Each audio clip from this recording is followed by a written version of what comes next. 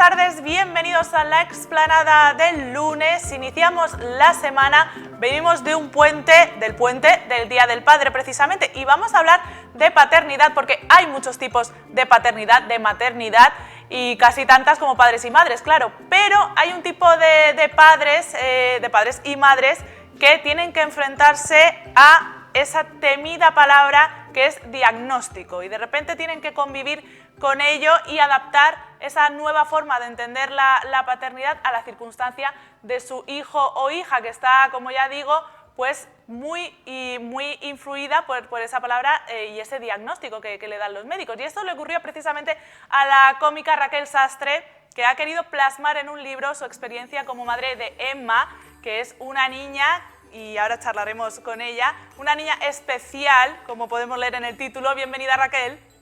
Hola, buenas tardes.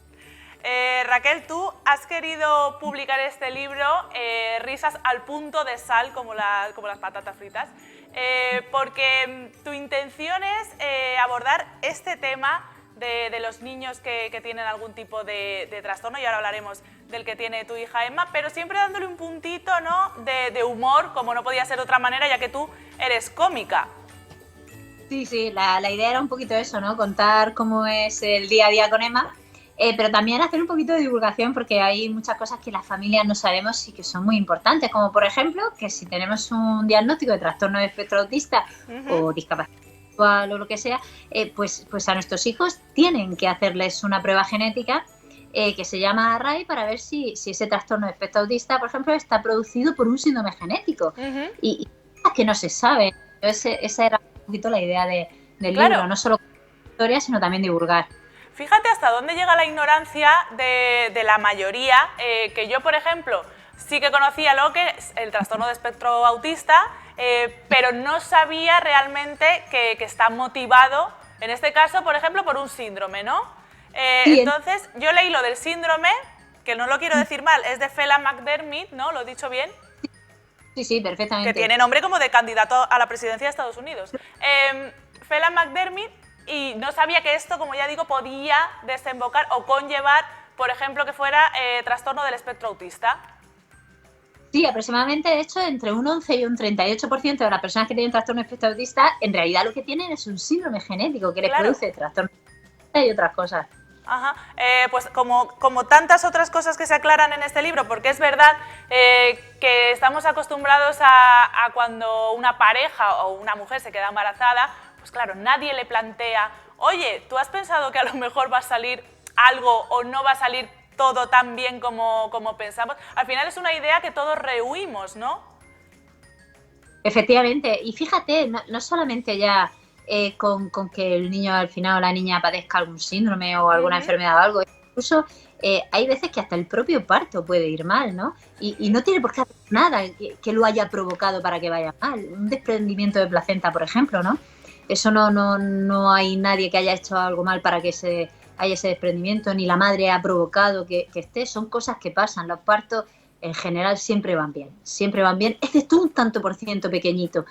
Y en ese tanto por ciento pequeñito, pues luego nos podemos encontrar a lo mejor con menores que desarrollen una parálisis cerebral. Entonces, en realidad son cosas que no queremos pensar, porque ocurre muy poco, pero a veces ocurre. En este caso, 1 de cada 10 niños al final necesitan terapia de atención temprana, bien sea porque han tenido un síndrome o una enfermedad o han tenido una parálisis cerebral, ¿no? O han nacido prematuros. Los menores de 32 semanas y de menos de 1.500 gramos de peso tienen que ir a atención temprana, aunque no les pase, ¿no?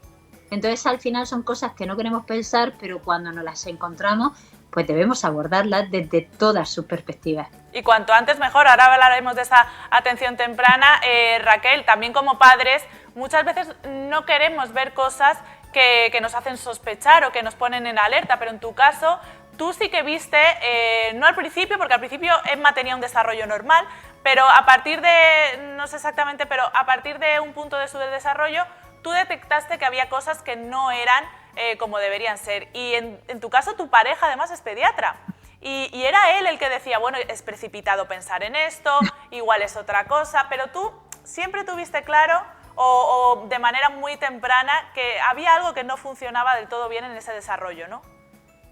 Sí, sí, porque además es que como Emma hizo una regresión, Emma hacía muchas cosas y de pronto dejó de hacerlas, ¿no? Claro. Entonces, mi chico tiene el defecto profesional de que es neonatólogo, ¿no? Entonces, él está acostumbrado a ver muchos niños. Y le pasa una cosa, es que muchas veces a lo mejor ellos, ¿no?, ven a un niño que a lo mejor tenga algo y le hace sospechar, pero de pronto sus padres también lo tienen y piensan, vale, si los padres lo tienen es porque no va a ser algo problemático el día de mañana, ¿no? Esto no siempre se da, pero en muchos casos sí, ¿no? Y entonces, pues él decía, bueno, la niña tiene muchas rabietas y no habla mucho, pero como yo de pequeño, ¿no? Pero el problema es que él tiene ahí su trastorno también de Asperger y no siempre tiene por qué ser tan leve como el de los padres. Entonces al final me empeñé y la llevamos y el neuropediatra pues efectivamente dijo que Emma tenía un trastorno de espectro autista leve como su padre, que allí salieron los dos diagnosticados. Entonces a él le hicieron, pues como se hace en la región de Murcia, ¿no?, y como se debería hacer en todos sitios si hay un trastorno de espectro autista, le hicieron la prueba de Array, esta prueba genética, y salió que en realidad lo que tenía era el Phelan-McDermid. Mira, he de decir que hubo algo de suerte en que vosotros residáis en la región de Murcia, porque esto lo abordas también en el libro, la atención temprana es una atención muy dispar, porque cada comunidad autónoma lo gestiona de una manera, no hay obligatoriedad tampoco de que se implanten en las comunidades autónomas. Murcia en este caso es afortunada porque sí que tiene un servicio bastante eficaz, pero hay otras que no, y es algo crucial a la hora de poder llevar y que el desarrollo de estos niños y niñas sea de la manera más, bueno, pues más beneficiosa posible, ¿no? Sí, la verdad es que en Murcia tenemos la suerte de que el servicio de atención temprana, de momento, porque ahí tiene una nueva ley que no tenemos tan claro si continuará igual de bien o no, de momento es un servicio en el que no hace falta que te mande nadie. O sea, es que incluso los propios padres, las familias, si tienen algo con el desarrollo de sus hijos, llaman al servicio de atención temprana por teléfono y les dicen, pues mire usted, a mi hijo le pasa esto, esto y esto y no sé. Y entonces ellos les dicen, pues no se preocupe, venga tal día y lo valoramos, ¿no? Y entonces te lo valoran y no tardan mucho para que lo valoren y te ofrecen qué centros, qué asociaciones imparten las terapias que el menor o la menor necesita. Y entonces luego vamos a esos centros, ¿no? Y la mayoría son muy buenos y hay profesionales muy implicados, y tienes que pagar porque te copago, ¿no? Es el problema de que te copago, una cosa que, imagináis que te dicen que tu hijo tiene un cáncer, ¿no? Y mira, estos hospitales que dan la terapia que necesite, quimioterapia, inmunoterapia, lo que sea, y tranquilos que os cubren un tanto por ciento, pero tenéis que pagar otro tanto por ciento. O sea, sería algo impensable, ¿no? Pues con la atención temprana sí se hace.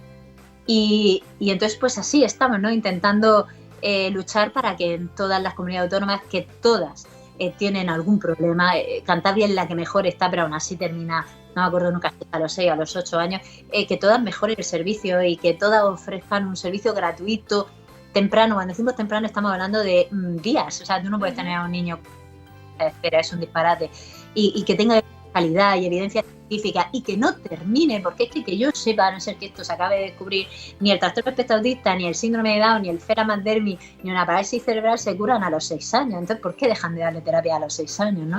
Entonces, intentando desde PADD, pues mejorar todo esto. Hay un aspecto importante que vosotros estáis conociendo como padres, gracias a Emma, y es en no pensar en el futuro, ¿no? Lo has comentado. Esto no se acaba cuando cumplen 6 años y de repente a los 6 años ya son neurotípicos, sino que durante toda su vida van a tener que lidiar con esto, ¿no? Y al final como padre cuesta un poco pues impedir esta idea de proyectarnos en el futuro, de qué será de ellos. Es algo que también como padres tenéis que aprender, ¿no? Sí, tenemos que aprender como padres a disfrutar el momento y ya irán viniendo las cosas, pero también tenemos que prepararnos para el futuro, ¿no? Hay una frase en el libro que dice un amigo mío, que dice que tener un hijo con una discapacidad, con perdón de la expresión, es una puta mierda y espero poder enterrarlo yo. Y esa frase, que al principio puede ser muy, muy dura, en realidad es una frase que resume muy bien el miedo que tenemos las familias, ¿no? Si tú tienes sobre todo una hija o un hijo gran dependiente y tú faltas, ¿no? Y tu pareja falta, ¿qué va a ser de él o de ella, ¿no?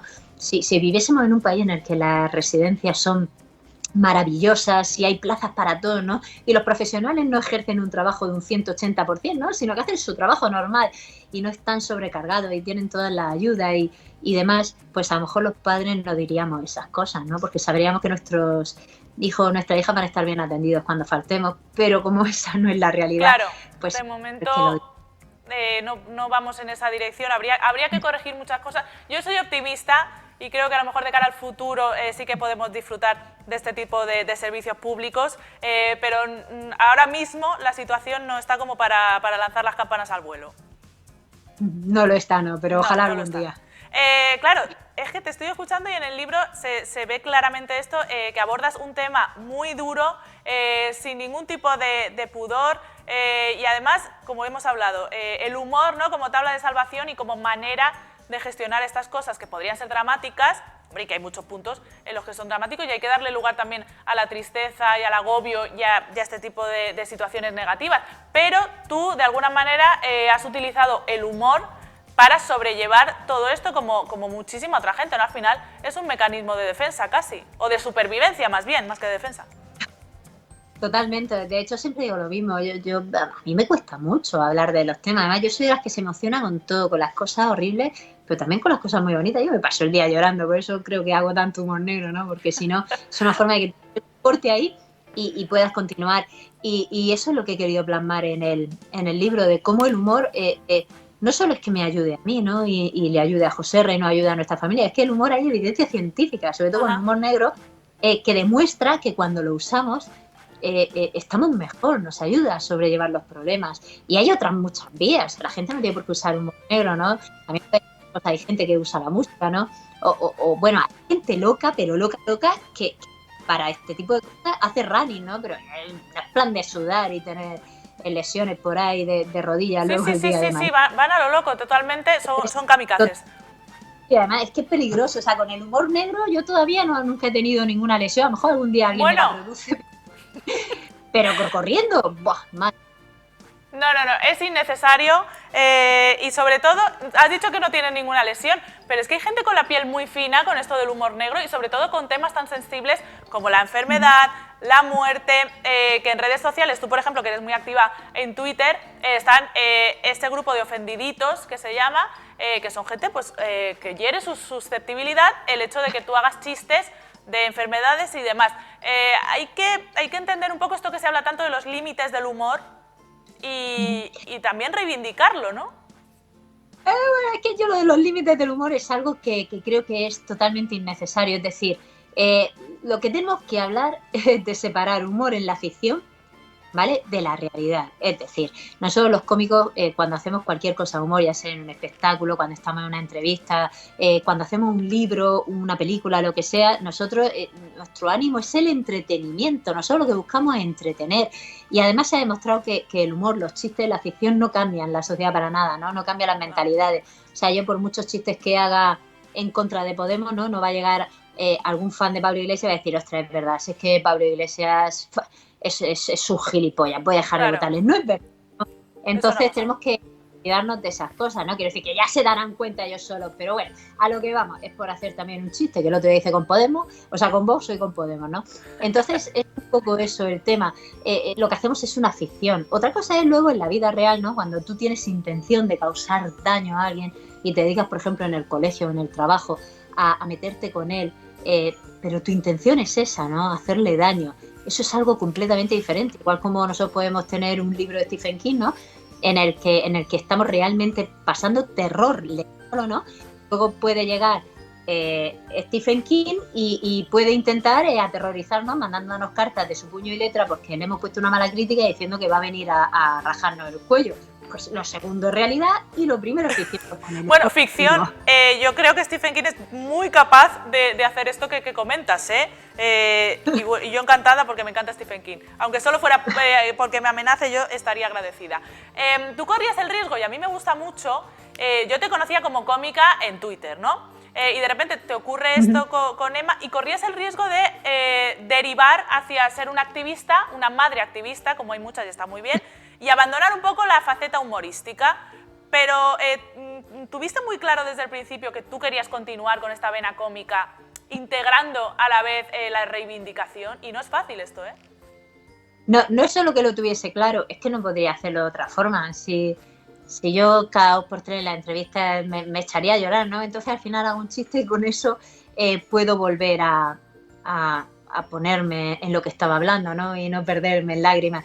Pero también es cierto que el humor es una muy buena una muy buena herramienta para la barrera que hay a veces en ciertos temas, ¿no? Que por su complejidad o por su dramatismo mucha gente evita escuchar y hacerlo con humor hace que esa gente llegue a escucharlo. Entonces creo que ha sido un poco combinación de ambas cosas, ¿no? De ayudar a que el mensaje llegue más lejos y ayudarme a mí a poder emitirlo.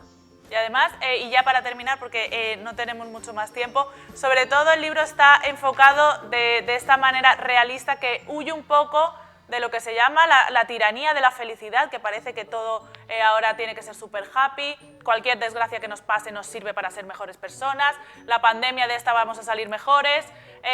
Bueno, este tipo de optimismo que quizá no es real y que tampoco creo que sea constructivo, ¿no? Entonces tú ahí lo dices muy claro, a ver, que haya pasado esto con mi hija, pues obviamente me hace crecer como persona en algún sentido, pero no lo tomo como el gran regalo que me ha querido hacer el universo.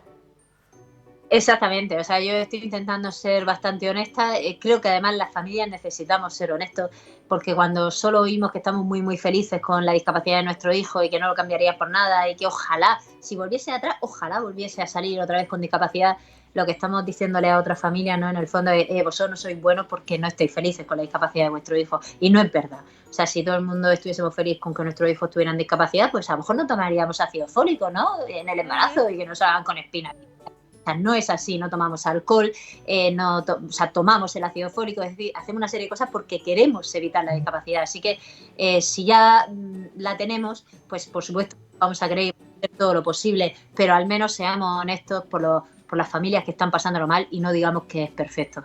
Bueno, pues nos vamos a quedar con esta reflexión, recomendando por supuesto este libro de Raquel Sastre. ¿Tienes COVID? No.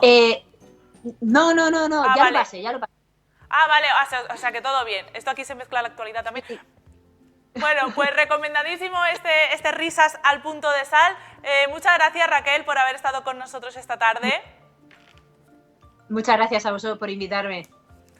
Pues lo dicho, el humor como herramienta para sobrellevar todo lo que nos ponga la vida por delante, así que muy recomendada esta lectura. Nosotros vamos a continuar sin perder el humor, porque ya sabéis que es uno de nuestros signos distintivos, pero en este caso vamos a hablar de moda y de moda primaveral, porque ya estamos en primavera, aunque a veces no se nota por el clima, pero sí, estamos en primavera y Jordi sabe mucho de las prendas que nos tenemos que poner, si vamos a hacer planes en el exterior y demás. Hombre, estamos limitados, pero algo podremos salir y siempre hacerlo bien vestido, oye, pues es un plus. De todo esto hablamos con él después de la publicidad.